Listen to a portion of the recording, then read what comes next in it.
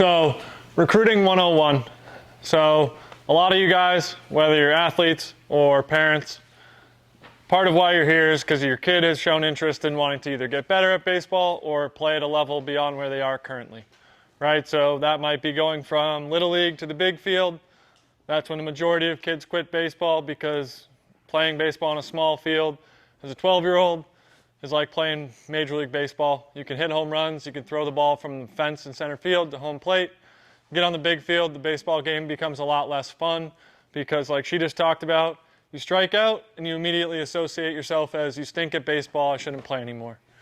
It's also a sport that's played slowly. So if we want to play baseball in college, we need to understand what that looks like and how it's different than high school baseball or club baseball or things like that. So we're going to start with who. So who should you be expected to be recruited by? That's a great question.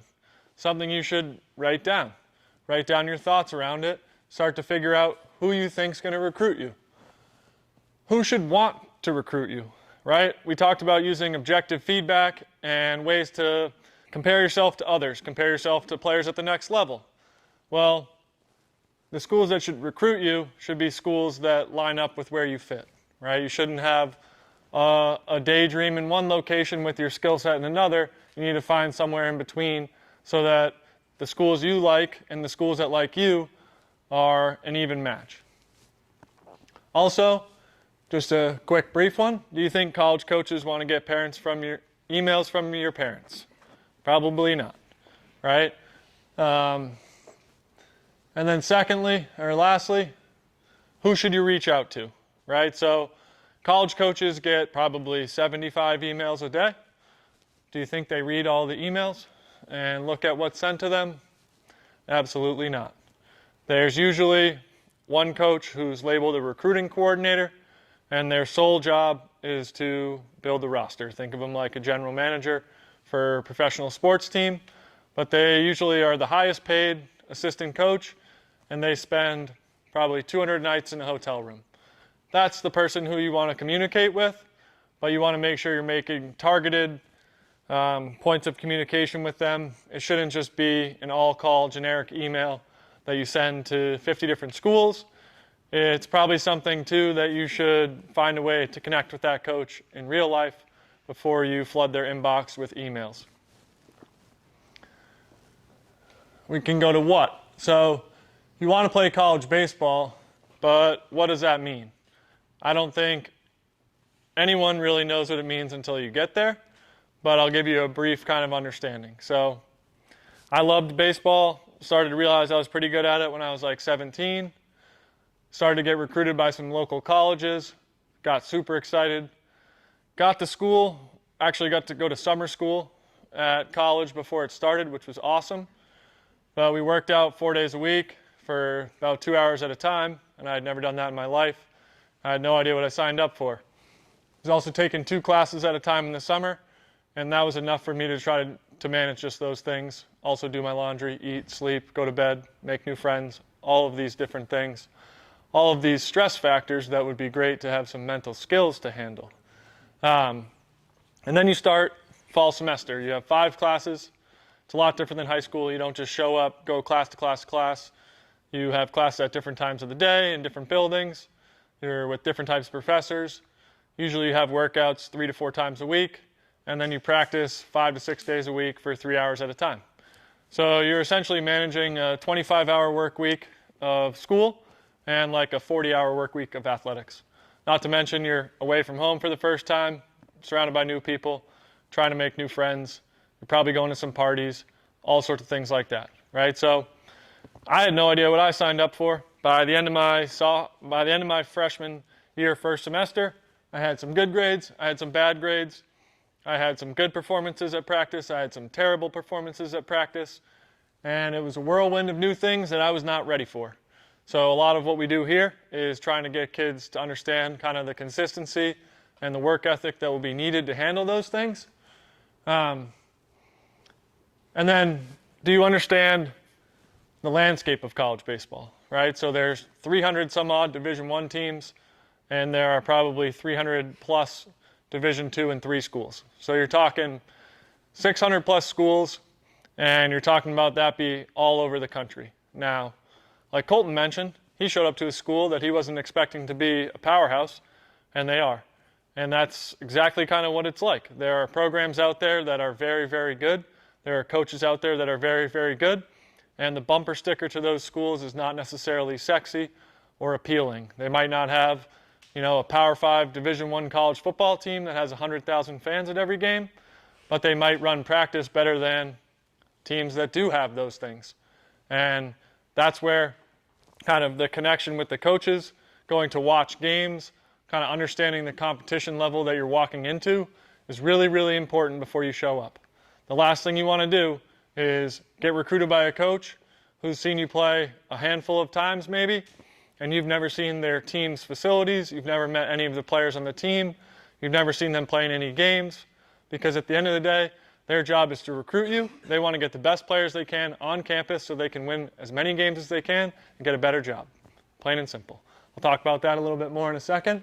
But essentially, that's what they're doing. They might act completely different when they recruit you than when you show up on campus.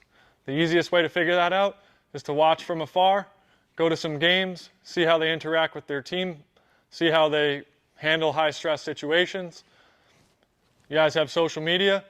It's pretty easy to reach out to a couple kids on the team that might be freshmen, ask them about their experience.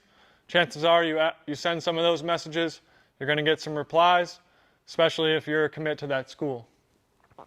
And then, what do you need to do to get recruited? You have to be good at baseball. You have to be good at one part of the game. Doesn't mean you need to be a 5-tool player.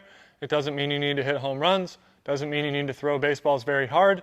You have to know what you do really well, and you need to maximize it as often as you can when you play the game. Andrew talked about scoring runs helps you win games. As a pitcher, getting outs helps you win games. Playing defense, making routine plays, helps you win games. As a base runner, understanding what to do when you're on the bases in certain situations helps you win games. You do not have to be the fastest guy to steal the most bases. You don't have to be the smoothest looking defender to play the best shortstop. What you have to do is understand what you do well and do it as much as you can. Again, why will you get recruited? You're going to get recruited because the coach thinks that you're going to help their team win. You're going to get recruited because the coach thinks you're better than the position that's already on his team, right? So don't think that college coaches aren't immediately looking to replace their best hitter. If they find a kid who's potentially better than the best hitter on their team, of course they want them on their team. It's going to help them win more games, look better, get a better job, so on and so forth. So they're essentially looking for you to be as good, if not better, than the current players on their team, which is why going to watch games is vital, right? If you think that you're going to go play at Boston College and you've never gone to watch any of their games, well, that's the first thing I would tell you to do. And then, again, college coaches are paid to win, and their goal is to get a higher paying job as quickly as they can. You see college coaches getting paid big money for certain contracts. That's usually if they play on TV and they're very successful, right? So the highest paid employee in the state of New Hampshire coaches the hockey team, the highest paid employee in the state of Connecticut coaches the basketball team, so on and so forth.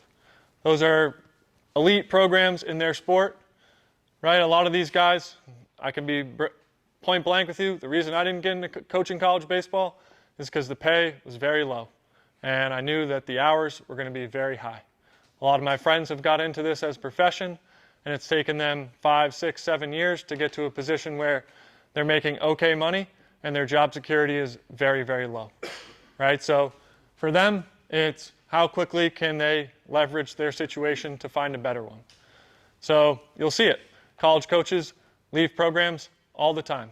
If you do a good job for 3 years, there's a good chance you're going to get a better job. And if you don't take that better job when it's offered to you, you might get stuck. So I got recruited to go to UConn. The pitching coach was awesome. He's a native of New Hampshire. Connected with him like crazy. Got there my freshman year. I was super raw, had no idea what I was doing. Had never seen a Division I college baseball game in my life. Wish I had. He helped me a ton. I made massive strides over the course of a year. I was a redshirt though, and I didn't get to play in any games. So technically, I hadn't added any value to the head coach or the other coaches or the program. I was just a really good practice player. And then he left to take a head coaching job at another school in the state, and I was kind of like, what's going to happen now? We have a new coach. He didn't recruit me. The head coach thinks I stink. I haven't played in a game yet. And a lot of the things that we preach about becoming self-reliant is when I really started to learn those things. But it's just a good example of, I thought it was match made in heaven. I'm going to go to this school. This guy's going to develop me to become a professional baseball player, and it's going to be that easy. And for my first year, it kind of did feel that easy because of my relationship with him. But you never know what's going to happen, and you never know if that coach is going to leave and go somewhere else. So you really need to be kind of bought into the program as a whole and understand how long those coaches have been there, kind of what their goals are. If they've been there a long time, chances are they'll still be there when you get to school.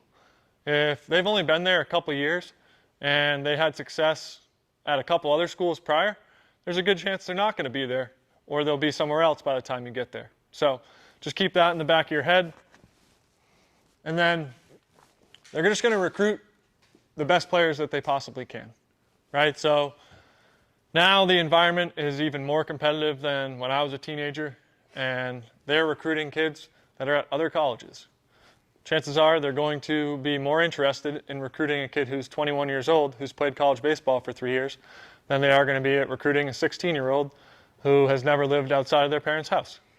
So it's a lot harder and more competitive, but it's like that across all levels. So it's not like it's just super competitive at the upper echelon Division I. It's as competitive at the lower levels of Division III. Because also, these guys need to prove that they can win games, recruit players, and those that do it move quickly through the ranks. So where can you get seen? Everyone wants to get seen. That's why they think is the most important part of recruiting. And to be quite frank, it's not. Right? If you're really good, it is their job to figure out who you are, where you're from, what team you play for, when your games are, and how to watch you. If coaches are really interested in you, they are literally going to call your phone or email you or message you on Twitter or whatever it might be. They might communicate through one of us, depending on the rules, right? They bend the rules all the time by communicating through a third party. And it's literally their job to recruit. Just like in corporate world, where you have recruiters that are looking to take people from companies to other companies, these guys, like I said, are the highest paid assistant coach, and they usually don't have as much to do with the actual coaching as they do creating the roster, right? So if you just get really good, you'll get seen. That's what matters. We talked a lot about building the engine and building these skills at scale. If you build these skills, hey, if you're a freshman in high school, sophomore in high school, and you throw hard and you look physically mature and ready to play college baseball, it doesn't really matter if you throw strikes. They're going to figure out who you are, and that's something that they believe they can help you with, because that's a way more of a short-term fix than adding 40 pounds, right, and teaching this person about how to take care of their body, how to create intent. Same thing with swinging, right? Just because you do really, really well in New Hampshire high school baseball does not mean that that's projectable to go play at a local Division I school. If you look at the rosters of these local Division I schools, there's a whole lot more kids on these rosters from outside New England than there are inside New England. And that's where things become very competitive. So, where will you get seen? I think I put these in order of how I think you'll get seen the most. So first being camps. Camps is an awesome way to get seen. There are a lot of coaches that do their recruiting strictly through camps because it allows them a chance to actually interact with you. When you are being seen at a showcase or a tournament or a local game, it's usually not that easy for that coach to have a back and forth with you and learn about who you are and see if your personality meshes with them. If you can create a targeted list of schools that you think would be a good fit for you and you attend their camps, you're going to immediately figure out if that's something you're still interested in. So when I was getting recruited, I was very interested in some schools, and I went to a couple different events and different things, and I met some of these coaches, and it was funny because my dad a couple times was like, hey, you got to be more polite or you got to seem more enthusiastic. But I just didn't like the people, and I didn't like how they went about their business. And the last thing I wanted to do was commit to go play on their team for 4 years, right? So my perception of it was a lot different until I actually interacted with them and saw how things were operated. That's the easiest way to get them interested in you, right? If you're a high-level academic student, target some high-level academic schools, go to their camps. Some of the coaches are going to be awesome and run really good programs. Some of them you might not like, and that's okay. It's okay to express how you feel. It's okay to tell your parents that I don't really like this. I don't like this guy. It's totally fine, because the last thing you want to do is commit to go there, tell all your friends and family that you're going there, show up for your first semester, and absolutely hate it. That's not something we would wish upon anyone. And the more you get to know them and the more homework you do, the more you can avoid those situations. The next one being showcases. Showcases come at a very high price tag, more often than not, but showcases will allow you to get seen by a lot of schools in one place, and they will have to evaluate you. So a lot of showcases, coaches are paid to attend them, which is something that most people don't know.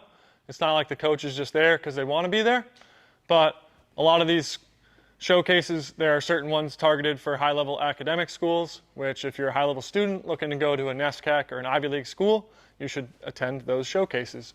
Those coaches are going to know who you are. The recruiting pool for those schools is slim.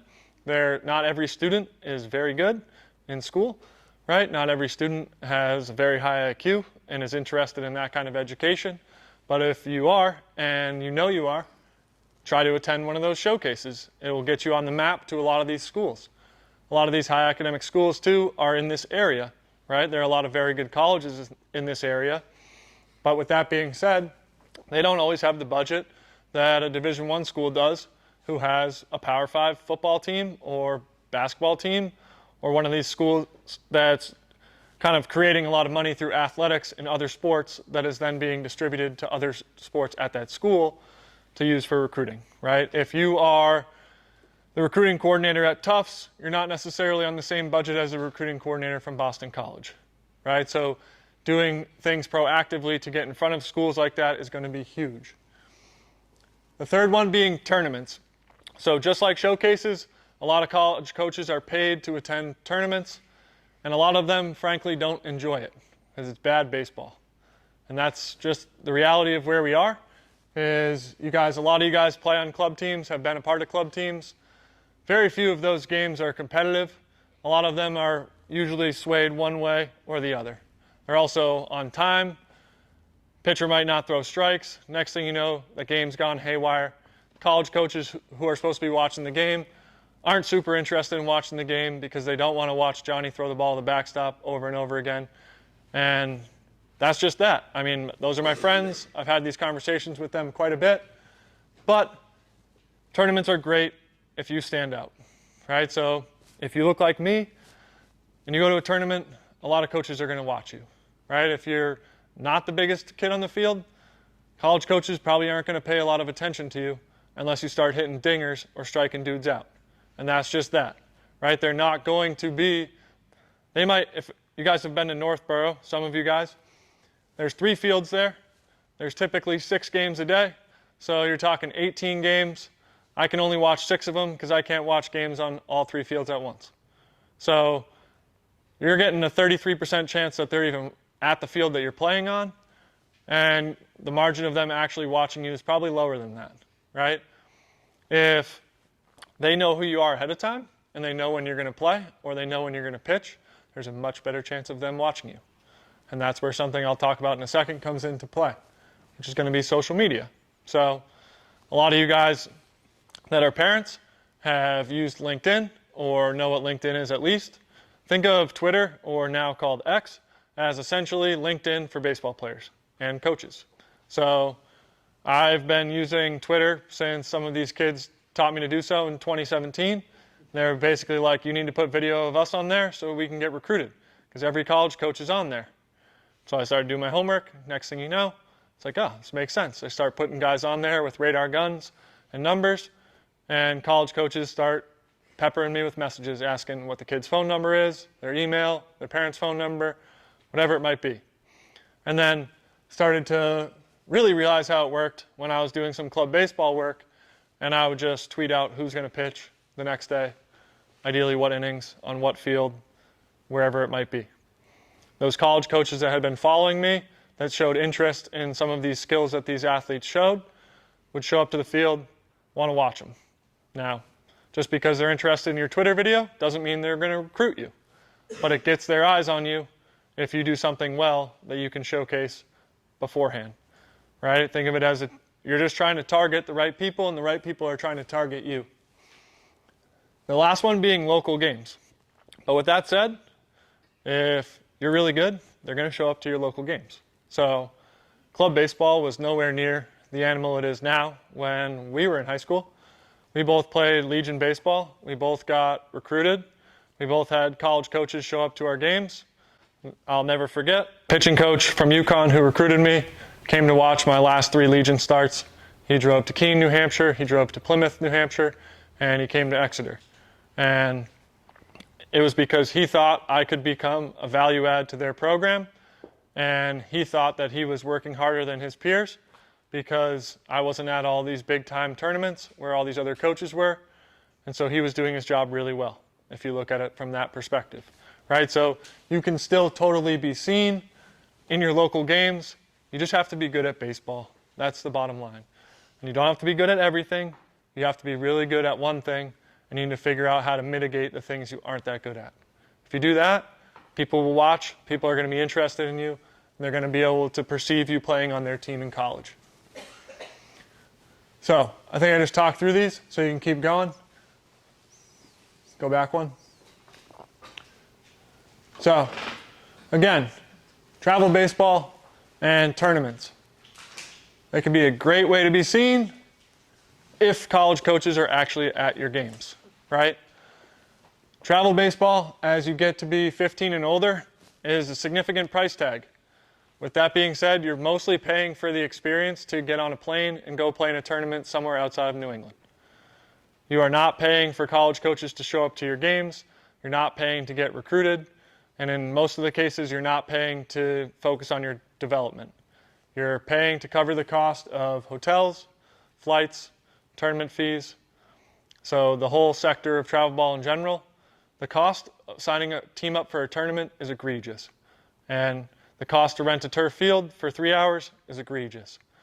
Now, is it fun to play in those tournaments? Is it fun to play with your friends on turf fields? Absolutely. But does it guarantee that college coaches are going to be interested in you and your skill set? Absolutely not, right? You have to be invested in yourself, getting better, right? All of you guys are. You come to a place like this and you bust your butts every day. That's what's going to help you get seen.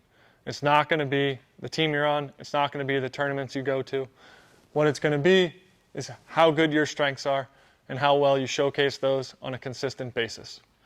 All of these coaches know each other, okay? They all have friends.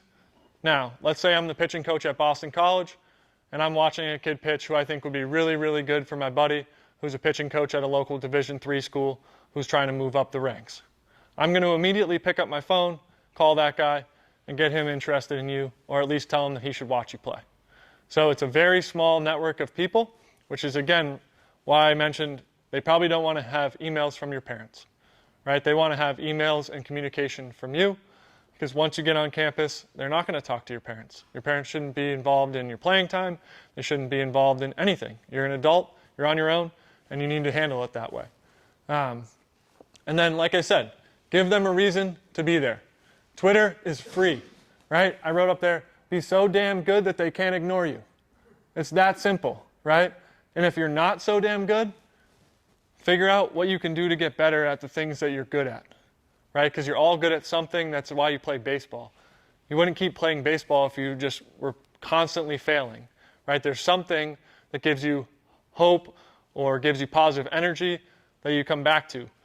I'll never forget when I was probably 14 years old, I realized that I got a natural high from striking people out.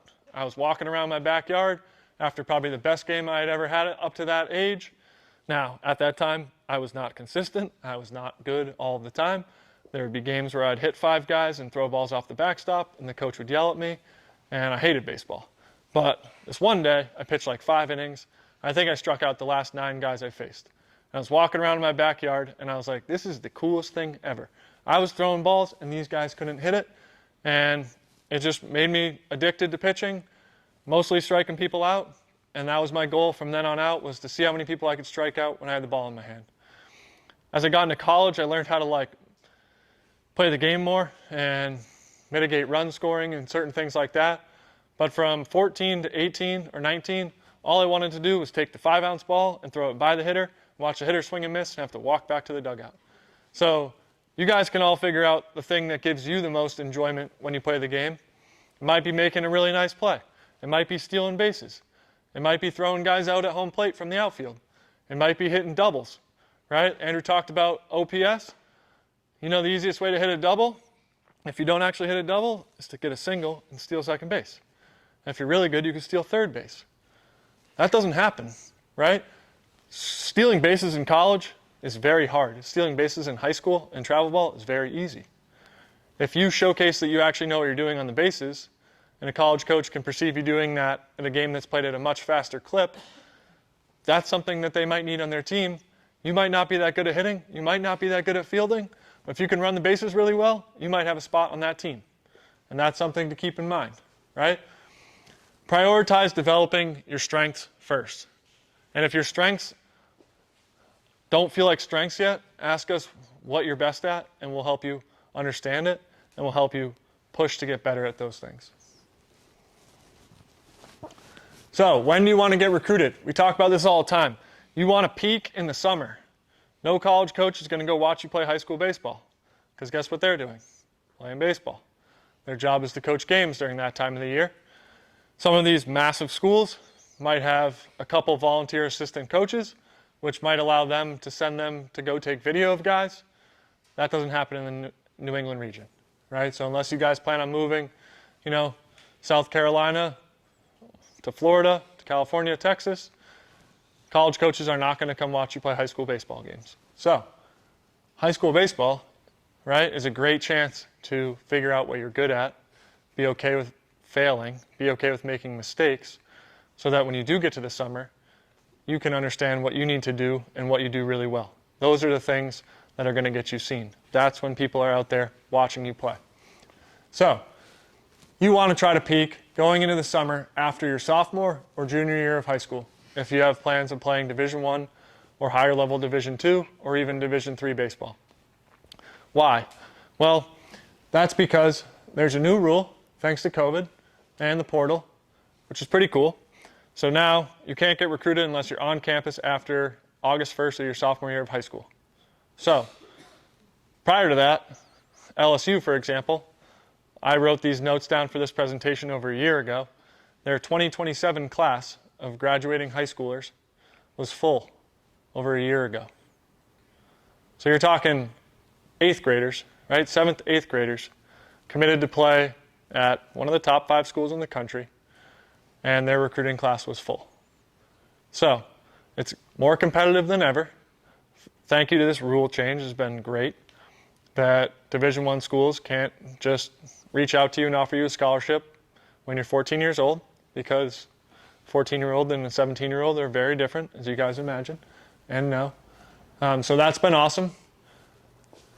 But another thing is going to be that now with the portal changes, college players can leave the school they're at anytime, go to a different school. Right? That could happen in the winter, it could happen in the summer. One of the best college baseball players who's a pitcher left Tennessee, who was in the College World Series, to go to Wake Forest. Why does that happen? I don't know. I don't think it should, but that's the reality we're dealing with. So, UConn hasn't recruited too many true freshmen since that rule changed, because they're a top 25 team, and they want to stay a top 25 team. And it'd be much easier to bring in 6 kids that are 21 years old that you knew hit home runs in college baseball the year prior, or that have struck guys out in college baseball the year prior, rather than taking a risk on a kid who's 17, who, like I said, has never been away from home. You don't know how they're going to handle academics. You don't know how they're going to handle the off-the-field stuff. And A lot of times, if these guys' jobs are on the line, that's not a risk that they're willing to take. So now, if you look at a lot of these like mid-level Division I schools that used to recruit a lot of kids on projectability, like Colton talked about, they're not doing that as much anymore. And that's why it's really important for you to get yourself ready to be seen, so that when you're seen, they can see your strengths and see if they apply to what they're looking for. And then in-season training, like Logan talked about. The goal is to peak in the summer, right? So if you take off the spring, are you going to actually be in a place to peak in the summer? Who knows? You might grow, you might go through puberty, things in your life might change, you might get more athletic, and all of a sudden now you're throwing 5-6 miles an hour harder. You're better at pitching, you're better at hitting, whatever it might be. But if you've worked really hard from August through March, and you're going into the season, and you are not doing your training for April, May, part of June, and then you try to jump back into training, and you jump back into summer ball, your body's not going to be in the same place that it was after 5 to 6 months of consistent work. And so even training just once to twice a week, like he said, doesn't have to be here, right? But you have to do stuff. If you don't, you're going to lose a lot of the gains that you've been working really hard towards. And then lastly, a lot of Division III programs are going to recruit before senior year into the fall of senior year. So they kind of have to wait for the dust to settle for the Division I, Division II schools. So a lot of that stuff will happen later in the process. And the biggest thing you can tell your kids, and the biggest thing you guys can take away from this, is not to lose your motivation because you don't get recruited by the big sexy schools, right? There are tons of kids who go on to play at schools that don't have cool bumper stickers, that don't have Power 5 football teams, that love playing college baseball. It's all about finding the right fit for you, and that's where you can ask us questions. We can help you. We're here to help navigate this process as much as we can. All of us have been through individual experiences of our own. I used to do most of my talking based on that, but now we've seen a bunch of these guys go to schools, change schools, get cut from schools. Anything and everything you can think of, we have been exposed to since we started working together. So it's not going to be just my 2 cents and my experience. It's going to be a mix of everything we've learned along the way. How to get recruited, right? Know your strengths and get really good at them. You don't have to be really good at everything, right? I keep trying to hammer that home because not everyone is good at everything. If you look at Major League Baseball, there aren't that many 5-tool players. There's only one guy who pitches and hits, right? And he's probably the best player of all time. So you don't have to be really good at everything. You have to figure out what you are good at and how to maximize it. You have to get good grades. If you don't get good grades, the schools that you can get recruited by go like this, right? College is very expensive. Most likely you're not going to be a professional baseball player making millions of dollars. So having a degree that holds weight when you get out of school is very, very important. The easiest way to get into one of these schools that has degrees that are worth weight is by doing well in high school. Hate to break it to you, high school is a whole lot easier than college, okay? High school takes paying attention in class, doing some homework on a consistent basis, and asking good questions. College involves a whole lot more reading, writing, time away from the classroom, and if you think that you're just going to magically flip a switch when you get to college, chances are you're not going to be in the right place, and it's not going to be kind of the investment that you're making in yourself. 3, go watch college baseball games. See how you stack up. If you don't think you're as good as the players on the field, chances are you're not going to get recruited by that school. If you think you're better than the kids on that team, chances are that's probably a school that might recruit you, right? So just kind of figuring out where you lie in this spectrum is really, really important. Also, college baseball, way faster. Guys run the bases way faster. A lot more plays are made. Pitch timing, way faster. Sliders in the strike zone more often, way more consistently, right? Your perception of baseball from high school and club baseball is nowhere near the reality of playing a 9-inning college baseball game, right? Your club baseball team, your high school baseball team has 12 to 16 players. College baseball team has 35. How many guys are in the lineup? 9. How many pitchers pitch? 7. So 15 of 35 players are actively participating in the games. That means there's 20 players working their butts off to try to get into those spots. Well, from my experience, when I finally got on the field, I wasn't going to let anyone take that experience away from me. I worked way too hard to get that opportunity, so I was dialed every time I was in the game. Go watch games. It'll give you massive perspective on what to expect. Make a Twitter profile. Post milestones when you reach them, right? We talked a lot about quick feedback loops, objective feedback loops. Now, if you post a video on Twitter and it has radar gun numbers or TrackMan numbers in it, and you tag this thing called flat ground bases, it gets reposted on their page. They have a few 100,000 followers, majority of which are other kids, because they want to see how they stack up, but also college baseball coaches. So if my program has a low budget for recruiting, easiest way for me to see a bunch of people in one day is to sit at my office, scroll through this page, and see if any of these kids seem like they're a good fit for me.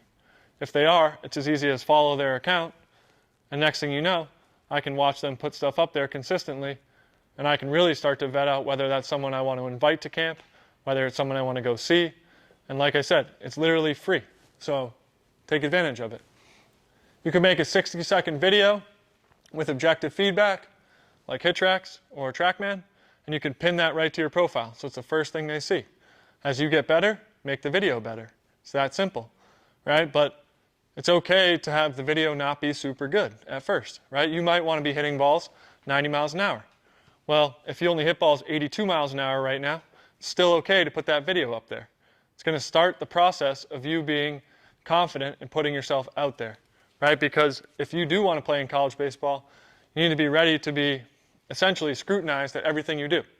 So the more comfortable you get putting your stuff out there, the better. Now, here's the thing.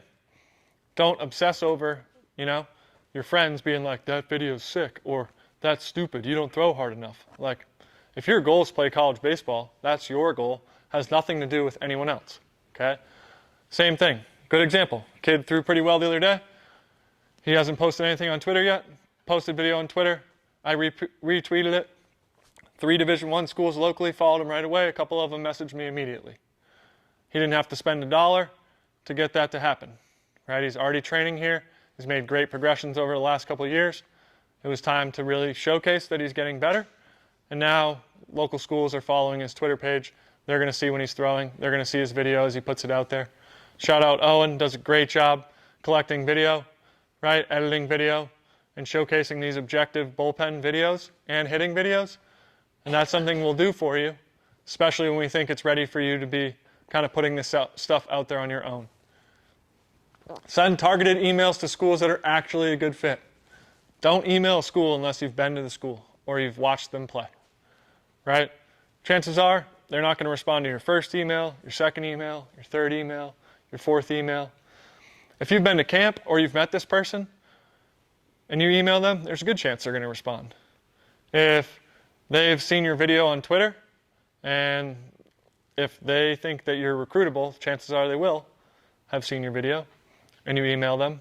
That's a great way to start communication, right? If someone reaches out to us and is like, hey, who's this guy? I'm not going to tell them a whole bunch about the kid. I'd rather the kid initiate that, right? Because the kid's going to be the one making that decision. It shouldn't be because I tell the kid that this is a good school, you should go to it, right? They might hate the school and the coach, and that might not be where they want to go to school. They also might love it. That's not up to me to decide. And then 7, just don't get discouraged. Control what you can control, right? Just because there's someone else out there that's better than you doesn't mean that you can't find a perfect place for you to enjoy playing college baseball, right? There are always going to be guys that are better than you. The best players in the big leagues change every year, and it's usually someone new who comes into the league, does really well, the league adjusts to them, and they fall below the number 1 player in the league, right? It's impossible to compare yourself to the best players in the country. Start by comparing yourself to kids that are on your team, kids on teams you play against, right? And then watch some college baseball games and see how you compare to those players. Anything else? So, questions to ask yourself. Like I just said, how good am I compared to other players I play with or against? These are all things you can write down in a notebook. You can write down in a note section of your phone. Start to get a feel for how you stack up and how you think you stack up. how well do I do in school, right? We talked about the better you do in school, the more schools that can recruit you. The better you do in school, that pool of players being recruited is small, right? So you don't have to be as good at baseball if you do really well in school. Because there are schools that are like Ivy League schools, they can only recruit kids who have certain GPAs, who have done well enough in school. You don't necessarily have to be the best baseball player within 100 square miles to go to that school. You could be a pretty good baseball player or really good at one thing and be an academic weapon, as we call it, right? And get into that school. And that's going to help your life big time. What kind of career do you want to have after college? Logan talks to kids about this all the time. Like, what do you see yourself doing, right? What's your profession going to be? It might change, but it's good to have a thought. It's good to have some kind of potential idea, because here's the thing. If you want to be an engineer, chances are you have to go to a school that has quality engineering.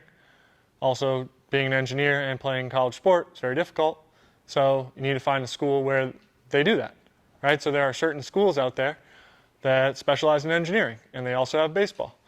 That's probably going to be a better fit for you than one of my teammates at UConn who wanted to be an engineer and also wanted to play baseball. A lot of his classes that he had to take were when we had practice. And the coach tries not to hold it against him, but if you're not at practice every day and everyone else is, how's he going to see that you're better than people, right? So these are things you need to figure out. You don't have to have the exact answer, but you have to have a decent perspective so that you can start to figure out what schools will be potential fits for you. How far away from home would I realistically like to go to school? I remember I told my mom I wanted to go to school at Hawaii. She told me that would never happen. So I immediately wiped that one off the list and didn't think about it again. But I thought I wanted to go to school, a plane ride away from home. It wasn't until I visited a bunch of schools, realized that being 2 hours away still felt like I was a plane ride away. I felt like I was in my own place, and I could come home if I needed. My parents could come watch my games. It was awesome. Some of my friends would be able to come visit me, things like that. Those are questions to start to ask yourself. What do my dream schools rosters look like, right? So I sent out 30 manila envelopes when I was 16-ish with a burned DVD of me playing in some Legion games with no numbers, no anything, just me playing. I wrote a cover letter. I had a baseball resume, and I sent it to these schools, and not one of them got back to me. Mainly because I had no idea that their school's rosters were recruited based on kids from different places. No one was going to take a leap of faith on a kid from New Hampshire unless they knew for certain that I threw certain speed or could do certain things. At the time, I didn't have access to any of those things, so I wasn't able to kind of back up the things I was sharing. Now, later in the recruiting process, some professional scouts came to some certain games and were able to collect information, and I immediately got calls from Virginia and Virginia Tech. By then, I had pretty much decided where I wanted to go to school, and football was about to start, and I loved football, and I didn't want to go to those camps to try and get recruited by them, mainly because I didn't think it was possible. But also by then, I had decided where I wanted to go to school regionally, and I was really proud of my decision, and I really liked the coaches. So, again, look up their rosters. They're on the website, right? If you want to look up the roster for UConn, look at where the kids are from. It's easy as that. So really just start to do some of your homework. And then, what do I need to improve upon in order to find the right fit? That's why we're here, right? If you aren't sure what you need to get better at to get recruited, just set some time aside and chat with us, right? We're not going to just tell you what you stink at. We're going to tell you what you're good at. We're going to tell you what about that needs to change or improve for you to have success at the next level, right? Because college coaches aren't going to watch your games and tell you what you need to get better at. They're just either going to be interested in you and you'll know, or they won't. And it's that simple. But if you know what you need to improve upon and you work at it, like we talked about the long game, well, in a year, you can make significant progress towards something, and that could really, really help you start to get recruited. I think that's it. No, main takeaways. Watch college baseball in real life. Hammer it home over and over again. It's really cool to watch College World Series on TV. I try to play at that level, and it's very hard, right? Those guys are essentially free agents. Like I talked about, some of the best players in the country have left some of the best schools to go to other schools. So watching those games is not what it's going to be like when you go watch a game in person. The game on TV looks kind of slow, right? If you guys have ever been to like a AA, AAA game, that looks real fast in real life. On TV, it looks really boring. It doesn't look anything as fun as watching Major League Baseball. Go watch in real life, you'll notice that they do make mistakes, but they also play the game very fast. Ask college players here about their path and about their experiences. So over the last 2 winters and summers, we've had over 30 college kids here training because they want to get better at stuff, because they want to get on the field more. Ask them about how they got recruited. Ask them what their program's like. Ask them what their teammates are like. You're going to get different answers from all of them, and it's going to allow you to start to paint a picture of what college baseball is kind of like. Make a Twitter page. All right? If you don't have a Twitter page, go home and make one. Okay? I can help you. I can show you guys good examples of kids from here who have used Twitter. A couple kids during the pandemic got recruited to Division I schools off Twitter. There were no tournaments, there were no games, there were no showcases. They literally got scholarships based on video they were putting on Twitter. And then people vetting it out through conversation with us and stuff like that. But it's free. It's the easiest way to figure things out. It's the easiest way to get yourself out there. Control what you can control. So stay and set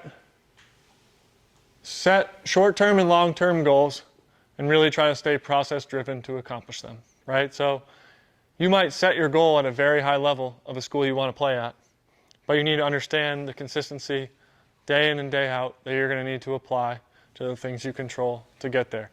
It's not just going to magically happen. And then schedule a time to talk with Logan, myself, or any of the rest of us to help navigate this process. It's very emotional, it's scary, it's weird. It's not something you can get general information on, right? But we're here to do our best in any way we can to help. So that's kind of my 2 cents on recruiting. It's a lot.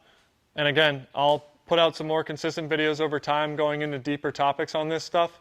But the biggest thing I challenge you to think about is just where you're applying your resources, right? Who you're listening to and trusting.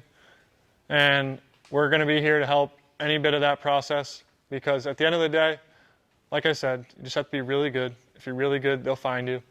And if you're open to all of the schools that recruit you, you will find the right fit. It doesn't have to be the one that has the coolest uniforms or has the coolest field, right? A lot of it's going to have to do with the human beings you're surrounded with, much like this place, right? At first, this place was not very nice looking. It certainly didn't have all the fancy equipment. Each year we get better and better, but the biggest thing is the human beings that are in here and the fact that you guys as athletes or children or yourselves connect with us. That's what we're trying to help you find when you go to play college baseball, because it sounds like a lot to play college baseball for 4 years, but it goes by like that, and as soon as it's gone, you wish you could keep playing, but you can't. And I want everyone to get that enjoyable experience no matter what level it's at, as long as it's a good fit for them. So if you guys have any questions at all, never hesitate to email, set up times. We can chat during the day, we can chat in the evening, we can do Zoom calls, whatever it might be. But it's a very challenging process, and we're here to help as much as we can.